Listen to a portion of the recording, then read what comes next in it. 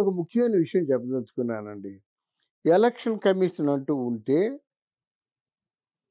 Election commission అంటూ ఉంటే కొడాలి నానిని బ్యాన్ చేయాలి. కొడాలి నానిని బ్యాన్ చేయాలి. ఎందుకు బ్యాన్ చేయాలంటే ఏమిటండి ఆ దుర్మార్గం? ఏమిటండి ఆ భాష? ఏమిటండి ఆ తిట్లు? ఏమిటండి ఆ రౌడీ ఛాలెంజీలు? ఎందుకోసం అండి? ఎవడో దుర్మార్గుడు ఎంకరేజ్ చేస్తే నువ్వు పాపాత్ముడివా? ఎందుకలా నోరేసుకు పడిపోతావు అందరి మీద కూడా? అంటే అంటే ఒక అసెంబ్లీలోకి వెళ్ళేటువంటి ఎమ్మెల్యే ప్రజాప్రతినిధి ఇలాగ మాట్లాడతారండి. ఏదో నేను ఉత్తరించడానికి కూడా మాటలు అసహ్యంగా ఉన్నాయన్నమాట. వాడు వాడు నా ముందు రమ్మని చెప్పు, వేసేస్తాను, వాడో నిన్ను తేల్చుకుంటాను. గల్లీలో కుస్తీ దెబ్బలాట, గల్లీలో రౌడీలు పోట్లాట. ఇది అసెంబ్లీలో ఉన్నటువంటి పవిత్రమైన ఆలయంలో ఉన్నటువంటి పూజారులు మీరు, ప్రజల చేత ఎంపిక చేయబడ్డ పూజారులు మీరు. ఇట్లాంటి పూజారుల తాలూకు భాష ఎవరికైనా బాధ కలిగించలేదా ఆంధ్రదేశంలో? వాడిని తీసేస్తాను, వీడిని తీసేస్తాను. ఏంటయ్యా నీ తాలూకు రాజకీయం? మంత్రి పదవి పోగానే గొడ్ల సావిడిలో ఉన్నాడు. ఆ గొడ్ల సావిడిలో ఉన్నోళ్ళు పిలిచి నీకు మంత్రి పదవి అంటే తీశాను కానీ నువ్వు తిట్టు, నీ శక్తి వంచన లేకుండా తిట్టు, నువ్వు ఎంత బొక్కసంలో తోచుకుంటే తోచుకో అని చెప్పాడు. మళ్ళీ పేటరేగిపోతున్నాడు. మళ్ళీ వీడికి ఏమి రేపు పొద్దున సీట్ ఇస్తారా? సీట్ ఇస్తే ఎలక్షన్ కమిషన్ ఇదేంటండి? ఎలక్షన్ కమిషన్ నేరస్తులకు సీట్ ఇస్తుందా? వీధి రౌడీలు సీట్ ఇస్తుందా? జుగుప్సాకరంగా తిట్లు తిట్టేవారికి సీట్ ఇస్తుందా? ఆడవాళ్ళు మగవాళ్ళు అనకాకుండా అసలు రాజశేఖర రెడ్డి కూతురు లాంటి వ్యక్తిని తిడితే సీట్ ఇవ్వాలండి? అలాగే నారా చంద్రబాబు నాయుడు లాంటి 14 ఏళ్ళ ముఖ్యమంత్రి చేసినటువంటి వ్యక్తి ఆయన భార్యను తిడితే సీట్ ఇవ్వాలండి? చెప్పండి ఒకసారి, ప్రజల్ని చెప్పానండి. నారా భువనేశ్వరిని తిట్టాడంటే వాడు ఎంత మాటలు రావటం లేదు. ఎంత దిగజారిపోయాడు, ఎంత పతనం అయిపోయాడు. అంటే ప్రజలకు కావాల్సిన డబ్బు ఒకటేనా? నీకంటే లక్షల కోట్లు సంపాదించే వాళ్ళు తునాతునకులు అయిపోయారు పెద్ద మనిషి. అసలు నీకు రాజకీయ భిక్ష ఎవరు పెట్టారు? ఎవరి దగ్గర ఉన్నావు? ఏ పార్టీని రక్షించుకోవడం కోసం పెట్టారు? నిన్ను పార్టీలో చేర్చుకున్నారు. ఆ పార్టీ నీ కనుసరణలో ఉందా? ఇప్పుడు కనుచూపు మేరలో ఉంది. పైగా ఆ పార్టీనేమో ఆ మూల విరాట్లు ఎవరైతే ఉన్నారో, అంటే ఎన్టీ రామారావు గారు కూతుర్ని బూతులు తిడతావా నువ్వు నీ ఫ్రెండును? నీ ఫ్రెండ్కి ఏమైందో తెలుసు కదా. ఇప్పుడు వంశీకి ఎవరైనా అపాయింట్మెంట్ ఇస్తారా?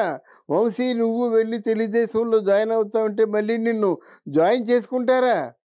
ఎందుకయ్యా ఎలక్షన్ ముందు ఇలా చేస్తావు నువ్వు? తప్పు కదది. నాకు ఇప్పుడు మంచి వయసే ఉంది, 73 ఇయర్స్ ఉంది. చాలామంది నాయకులను చూశాను కానీ నీలాంటి నాయకుడు అనిపించుకునే వీధి రౌడీని ఫస్ట్ టైం చూస్తున్నాను. తప్పు కదమ్మది, తప్పు కదా. ఏం కట్టుకుపోతావు నువ్వు? ఏం కట్టుకుపోతావు? వెళ్ళినప్పుడు రూపాయి, వెళ్ళినప్పుడు అంగుళం స్థలం తీసుకెళ్తావా? ఈ సత్యాన్ని గ్రహించు. నీ పిల్లలు బాగానే ఉంటారు, నువ్వేమవుతావు? నిన్ను ఎలా చూస్తారు? ఎప్పుడు ఒకరే ఉండిపోరు కదా. ఇందిరాగాంధీని మించినటువంటి లీడర్వా నువ్వు? లాల్ బహదూర్ శాస్త్రిని మించినటువంటి లీడర్వా నువ్వు? అంటే జవహర్లాల్ నెహ్రూని మించిన లీడర్వా నువ్వు? ఏంటి ఈ రాజీవ్ గాంధీ వీళ్ళందరూ ఇంతకంటే మంచి లీడరు మాత్రం నువ్వు డెఫినెట్గా కావు. నీకెవరో శని దాపరిస్తుంది, ఎవడో శనిగాడు దాపరిస్తాడు. ఆ శనిగాడి చేతిలోనే నీ ప్రాణాలు పోతాయి. ఇది సత్యం, చరిత్ర చెప్పిన సత్యం. గనక నువ్వు ఇంకా ఎలక్షన్లో కానీ రాజకీయాల్లో కానీ నువ్వు రావు, వచ్చినా ఎవరు నీకు ఓటేయరు. నీకు కానీ రోజాకి కానీ ఓటేసిన వాళ్ళు ఎవరు ఓటేసి పాపం చేయలేరు. గనక నువ్వు ఆలోచించుకొని ఆ బూతులు మానేసి, ఆ తిట్లు మానేసి గల్లీలో కొట్టుకుందాము, లేకపోతే నీ అంతు చూస్తాను, నా అంతు చూస్తావో నీ అంతు చూస్తావో, రా ఇద్దరి గల్లీలో దిగిపోదాం అనుకుంటే ఇది ఏంటిది? వీధి రౌడీలా? 4 సార్లు నువ్వు అసెంబ్లీకి వచ్చావా? అసెంబ్లీ అంటే దేవాలయం అనే విషయం నీకు తెలుసా? అసెంబ్లీలో కూడా బూతులే మాట్లాడతావా?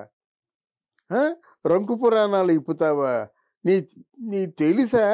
అంటే కేవలం మీ తాలూకు యజమాని, అంటే మీ తాలూకు అధ్యక్షుల వారి తాలూకు కళ్ళల్లో ఆనందం చూడడానికి ఎంతగా దిగజారిపోయావు? ఎవరు నిన్ను కాపాడుతారు? నీ వ్యక్తిత్వం నిన్ను కాపాడాలి. నీ నైజం నిన్ను కాపాడాలి. అంతేగాని నీ వ్యక్తిత్వం ఏమిటో ఆలోచించుకో. నీ నైజం ఏమిటో ఆలోచించుకో. మనం అందమైన మాటలతో లేదా దుడుకుతనమైన మాటలతో లేదా బండబూతులతో చూసేటువంటి ప్రజల తాలూకు గొంతు నొక్కొచ్చు. గానీ నీ అంతరాత్మ గొంతు మాత్రం నొక్కోలేవు. అది ఎప్పటికైనా నిన్ను వెంటాడుతుందన్నమాట. తలెత్తుకొని తిరగలేవు మార్కెట్‌లో.